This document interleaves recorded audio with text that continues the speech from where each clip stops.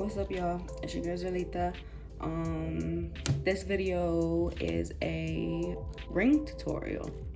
This is the first of all of my jewelry tutorials, so I'm excited.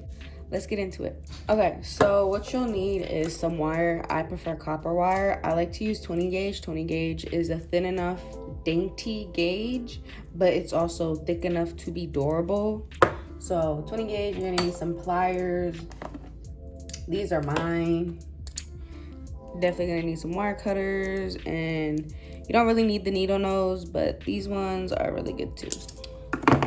And then a ring mandrel, I think that's what this is called, or anything round, so like a marker or a pen that's your ring size. And of course your bead of choice. Right here I have a little rose quartz bead.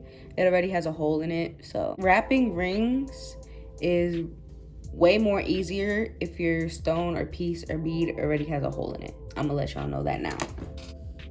So first thing you're gonna wanna do is cut and measure your wire. I like to use a foot of wire because it's a good enough length for all my ring sizes that I offer on my website, and it gives enough room to make a mistake if you do, and you're able to cut off a little piece if you need to. So this is my foot of 20 gauge wire. Yes. So first thing I do is I take the bead and I thread it through the wire just like that, and I kind of put it in the center as best as possible. And then this is when you want to take your ring mandrel, if that's what it's called, and you're gonna want to put it on the size that you want. So don't mind my nails. I know my nails is gonna make it a little bit more difficult to see, but I'm going to try to explain it the best as possible.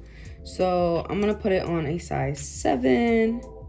And then you're just gonna wanna bend that wire back and around. Back and around. So the best way I can explain it is the wire you had on the right side is now on the left side, and the wire that you had on the left side is now on the right side. So I'm gonna put the wire that I have right here on my left side down up under the bead, and then the wire I have right here on my right side right over the bead. And then this is now when you do your little twisty turny. That's what I call it. And I do it around a couple times, maybe 2 times. I'm gonna make sure everything is flat and laid out. So I wrapped it around twice, and now you have one wire facing down and one wire facing up. That's a good sign, that's what you want.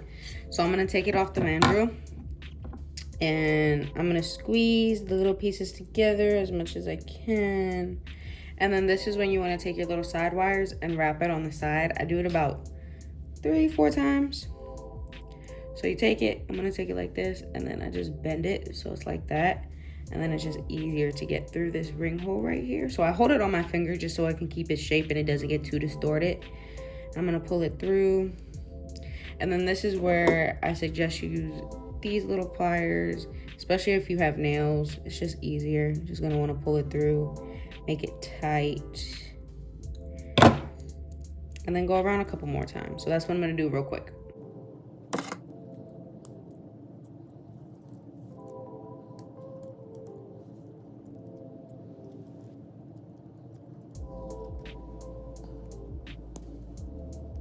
All right, so I run around a few times.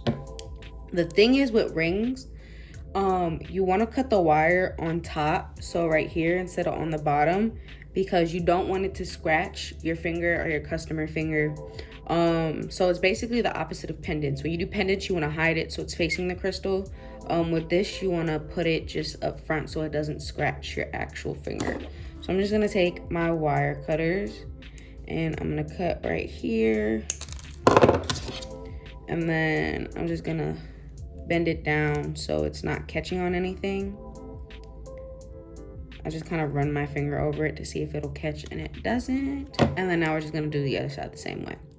So you're gonna take it just like this, and you're gonna bend it through the ring, like the actual where your finger goes. And then you're just gonna pull it out. My nails kind of hinder me from doing it with my bare fingers, so I'm just gonna have the help of my pliers. You're gonna wanna squeeze that real tight. Okay, sorry. I had a little notification that stopped recording my video. Anywho, so the first one, you wanna make sure it's real tight. That's just my liking. So now that that's tight and these two wires right here are basically touching each other, then that's when you can go around and finish your little coil action. So I'm gonna wrap it around 3 more times, so we have a total of 4 little coils. Okay, sorry, I'm blind, so I have to put it up close to my face. So then now we have those coils. I'm just gonna kind of smush them together so it kind of looks uniform. Smushy, smush, smush, smush. And then cut that wire in the front of the ring so it does not scratch.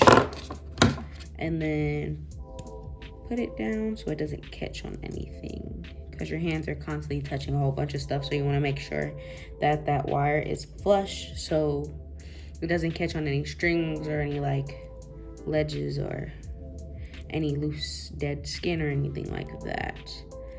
And then we're gonna do a little squishy squish on the bottom if I can get a grip. Do a little squishy squish on the bottom. All right, so now we have the ring. I'm gonna put it back on the mandrel so we can shape it and make sure it's a good shape. Here, if you want, if you have one of these little jewelry hammers, you can go ahead and hammer it to make sure that it's in a good shape. But honestly, I just take my pliers and I kind of squish it together. And I just go around. And then I make sure it's centered on the number that I want. So it's a size 7. This is the little 7 mark right here, this mark. So it's a little bit bigger, but that is a-okay.